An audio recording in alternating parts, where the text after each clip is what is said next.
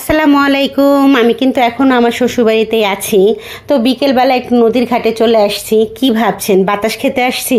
আসলে কিন্তু না, শীতকালে কি কেউ বাতাস খেতে আসে বলেন তো? আচ্ছা যাই হোক, এমনিতেই আসছি আর কি। নদীর ঘাটের সিনারিটা আমার কাছে অপূর্ব লাগে, সেই জন্য আর কি একটু আসলাম। আর এসে দেখি বিচ্ছু বাহিনী এখানে দাঁড়ায় দাঁড়ায় গল্প করতেছে। আর আমার মেয়েটা হলো সাইকেল চালানোর চেষ্টা করতেছিল। তা আমার মেয়েটা হলো টুকটাক সাইকেল চালাইতে পারে, পুরোপুরি না পারলেও টুকটাক পারে আর কি। মোটামুটি একদিনের মধ্যে আর কি সাইকেল চালানো শিখে গেছে আলহামদুলিল্লাহ। যাই হোক, এখন একটু মানে টুকটাক গল্প টল্প করে তারপরে হলো বাড়ির দিকে যাচ্ছিলাম। তো দেখলাম যে একটা প্লাস্টিকওয়ালা আসছে, মানে সাইকেলে করে প্লাস্টিক নিয়ে আসছে আর কি। সাইকেল না ভ্যান বোঝা যাচ্ছে না, ভ্যান বোধ হয়।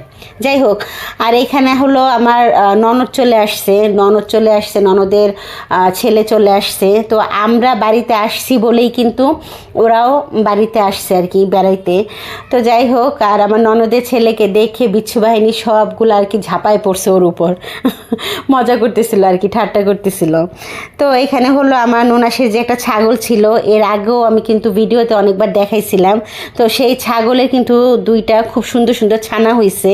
তো ছানা দুইটা কিন্তু খুব সুন্দর বড় হয়ে গেছে আলহামদুলিল্লাহ। আচ্ছা, আর এখানে হলো বিচ্ছু বাহিনী বসে বসে ক্যারাম খেলতেছিল আর কি। এই ক্যারামটা না আমি বাসা থেকে নিয়ে আসছিলাম, মানে আসার সময় সাইকেলও নিয়ে আসছি, সাইকেলের সাথে ক্যারামও নিয়ে আসছিলাম। তো এইটা হচ্ছে একদম ছোটোখাটো একটা ক্যারাম। তো ওরা সবাই মিলে একসাথে বসে আর কি ক্যারাম খেলতেছিল।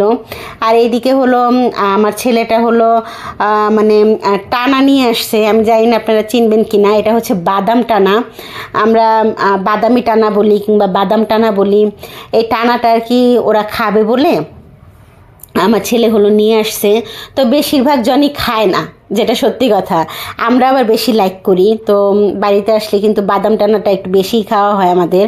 তো এখানে হলো ছেলে আর ছেলের বাবা খাচ্ছিল।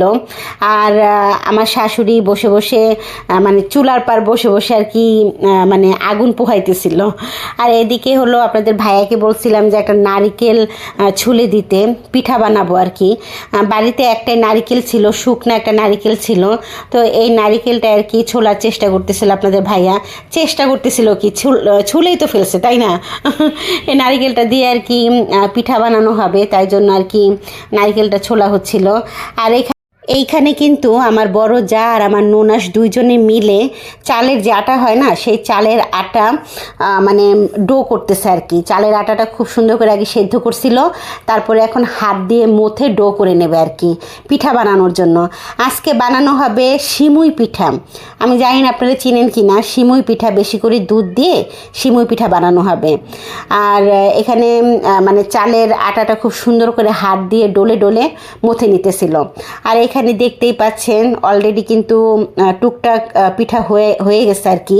আর এই পুলি পিঠাগুলো কিন্তু মানে সিমুই পিঠার সাথে আর কি ভিজানো হবে, মানে দুধের মধ্যে আর কি, দুধের মধ্যে গুড় দিয়ে তারপরে হলো খুব সুন্দর করে আর কি ভিজানো হবে। আর এই পুলি পিঠার মধ্যে কিন্তু নারিকেল আর গুড়ের যে পুরটা হয় না, সেই পুরটা দেওয়া হয়েছে। আর এই যে দেখতেই পাচ্ছেন সিমুইগুলা বানানো হয়েছে মানে হাতে তৈরি করা আর কি সিমুইগুলা। তো এই সিমুইগুলা আর এই নারকেল পুলিগুলা দুধের মধ্যে ভিজানো হবে। আর এদিকে হলো আমার ননাসের হাজবেন্ড বসে বসে মুড়ি খাচ্ছিল গুড় দিয়ে। তো আমার ননাসের হাজব্যান্ডের সাথে আমার ননদের ছেলে ছিল, দেবরের ছেলে ছিল, ওরাও বসে বসে আর কি খাইতেছিল। আর আমি একটু ভিডিও শ্যুট করতেছিলাম। আর এদিকে হলো সবাই টুকটাক মিলে আর কি পিঠা বানাইতেছিলাম। আমি তো একদমই পিঠা বানাইতে পারি না, সেটা তো আপনারা সবাই কম বেশি জানেন। এর আগের কয়েকটা ভিডিওতেও আপনাদের সাথে শেয়ার করছি। আর এখানে হচ্ছে আমার বড় যা, দেখতেই পাচ্ছেন আমার সুন্দরী বড় যা। আমার বড় যা সুন্দর করে বসে বসে আর কি পিঠা বানাইতেছে। ওনাদের যে কত গুণ, আমার কোনো গুণই নাই, এরকম একটা অবস্থা। আমি কোনো পিঠা বানাইতেই পারি না, একদম আমি পিঠা বানাইতে পারি না। আমার বড় যা আরও সুন্দর পিঠা বানাইতে পারে, আমার সেজো যা পিঠা বানাইতে পারে, আমার ছোটো যা পিঠা বানাইতে পারে, আমার ননদ ননাস ওরা সবাই আর কি পিঠা বানাইতে পারে, এমনকি আমার শাশুড়িও। অথচ আমি কোনো পিঠা মানে পিঠার পটও আমি জানি না, এরকম হয় আর কি। কিন্তু তাই বলে কিন্তু কেউ কোনোদিন আমাকে খোঁটা দেয় নাই কিংবা বলে নাই কেন আমি পিঠা বানাইতে পারি না। মানে হয় না, অনেক বাড়িতে কিন্তু হয় এরকম যে বউরা কোনো কিছু না পারলে কিন্তু অনেকভাবে অনেক কিছু বলে আর কি খোঁটা দেয়। কিন্তু মানে কি বলবো, এত ভালো একটা শ্বশুরবাড়ি পাইছি, আর শ্বশুরবাড়ির মানুষগুলো এত ভালো, সবসময় আমাকে খুব সাপোর্ট করে, কোনোদিনও কোনো কষ্ট দিয়ে কথা বলে না। আচ্ছা যাই হোক, তো দেখতেই পাচ্ছেন সিমুই পিঠা হয়ে গেছে। এটা সকালবেলা খাওয়া হবে, রাতের বেলা তৈরি করে নেওয়া হয়েছে। তৈরি করার সময় আমি ভিডিওটা করছিলাম, বাট ভিডিওটা আমার স্কিপ হয়ে গেছে।